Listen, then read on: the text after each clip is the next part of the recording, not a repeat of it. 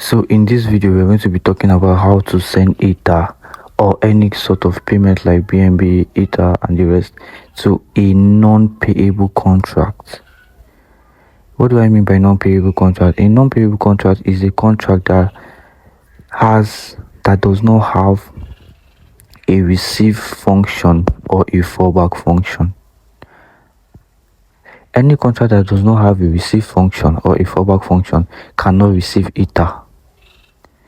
And any contract that has a receive or fallback function can receive ether. So let me explain what I just said here in a practical term. So let's try and deploy this contract. So let's try and deploy this contract, and we'll be sending one ether to this contract. This is a contract that does not have a receive or fallback function. So let's hit transact. You can see, let me zoom out.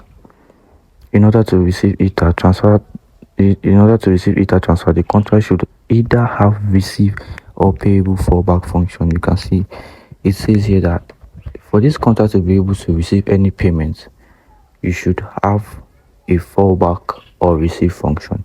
So we are going to do as they instructed here. So we are going to include a receive function. Yeah, you can see. Then we'll try and deploy again. Try and deploy the contract. So let me zoom this a little so that you'll be getting. So let's try and send ether. We're going to be sending one ether. So hit transact. You can see the transaction went successfully. So you can see the balance of our contract. We currently have one ether. So you can see the concept of a payable and a non-payable contract. So there is a way we can be able to send. We are not sending normally. We are going to force our way. We are going to force the ether into this contract, and we are going to do that with the help of a second contract. So let's name this contract B. So in this contract B, we are going to do a function. We are going to name it force send. Right? I'm going to name it force send. So it's going to be taking an address of this contract. I'm going to name this contract A. Right? So it's going to be a public function. So this function is going to be doing the dirty job, going to be forcing the ether to our first contract. So in order for us to force send ether, we are going to be using a special keyword called the self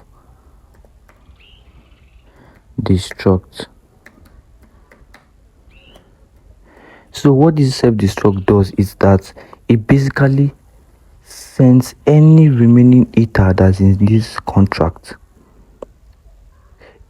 It destroys this contract B and sends any ether that is remaining to an address that we are going to provide, which is going to be our contract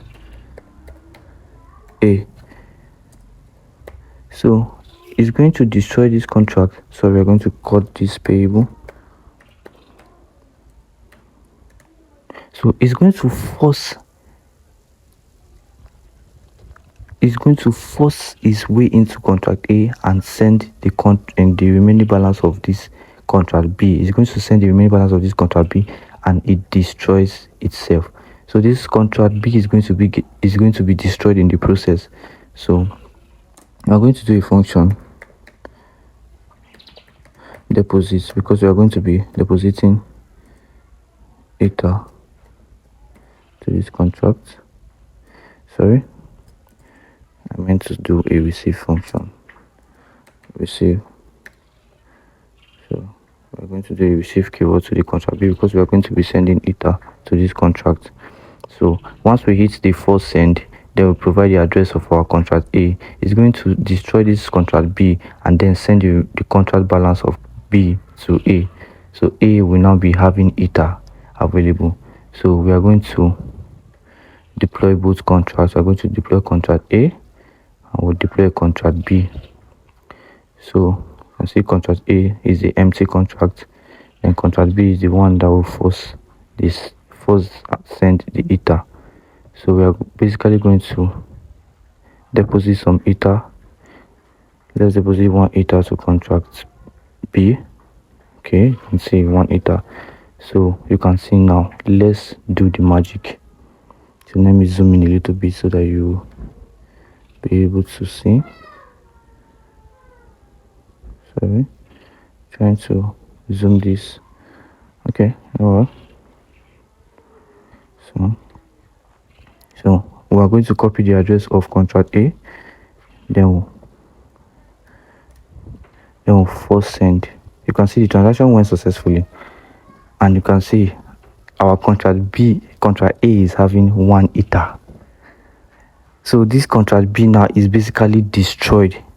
Even anything you do on this contract B is going to go through, but you cannot use the contract anymore. The contract has been wiped out.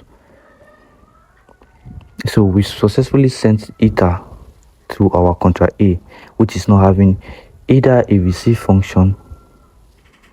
Sorry, let me zoom back. Which does not have, you can see our contract A does not have a receive function, it does not have a fallback function, and we successfully sent ether from contract B to A. Isn't that wonderful? So Solidity is very, very sweet and interesting